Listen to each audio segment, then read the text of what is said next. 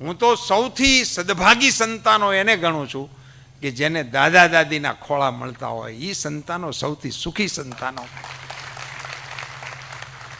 એ કઈ ગાડી વાપરે છે એ મારા મતે સુખી છે જ નહીં.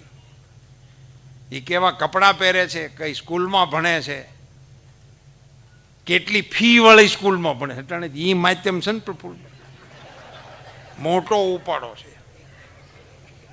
પછી એની માં આખા બજારમાં પોરખ કરે કે અમારે તો 60,000 રૂપિયા ફી અને પાછા ડ્રેસના નોખા, પાછા કે ટૂરના નોખા. હવે એ આપણી પાસે હિસાબ કરાવે કે આપણે મૂકવા ગયા હતા તારા છોકરાને, તું આંકડા મને ગણાવે છે.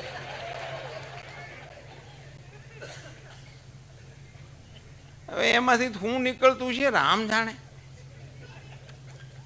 પણ કુટુંબ વગર કેવો હર્યો ભર્યો આપણો સમાજ હતો સાહેબ. આપણે સંયુક્ત કુટુંબને બોજ ગણ્યો, સંયુક્ત કુટુંબને મજદૂરીમાં ગણાવ્યું, ઝઘડા માટેના કારણોમાં ગણાવ્યું. અને એવું જો હોત ને તો એના લોકગીત ન બન્યા હોત. લોકગીત જ્યારે બને ને ત્યારે એ જીવનની ઉત્તમ પરંપરાઓ સમાજમાં વણાય, વણાતા વણાતા ઝીલાય, ઝીલાણા પછી એ લોકબોલીમાં પરિણમે અને પછી એ લોક ઢાળમાં ઉતરે ને પછી લોકગીતની હરાયણે ચડે. સવા બશેરનું મારું દાતરડું લોલ, ઘડ્યું વિલા લાલીએ લવાર મુંજા વાલમજી લોલ, હવે નહીં જાઉં વીડી વાઢવારે લોલ. શ્રમ માટેનું મૂલ્ય હતું. ઈ ત્યાં એ વખતની વ્યવસ્થામાં ખામીઓ હતી એનું ગીત હતું. પરિણ્યો લાવે છે રોજ પાવલી રે લોલ, હું રે લાવું છું રૂપિયો 1.5 મુંજા વાલમજી લોલ. 1.5 રૂપિયો.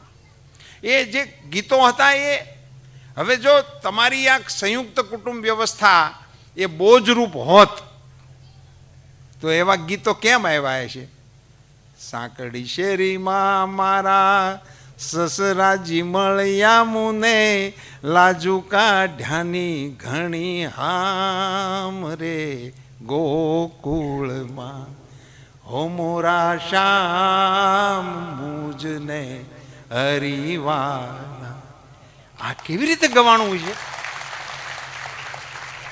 જો એ બોજલ હોત તો કેવી રીતે ગવાણું હોત? સાંકડી શેરીમાં મારા જેઠજી મળ્યા મને, ઝીણું બોલ્યાની ઘણી હામ. તમે વિચાર તો કરો કેવી પરિવાર પ્રત્યેની શ્રદ્ધા હશે, કેવો પરિવાર પ્રત્યેનો આદર્શ હશે. હું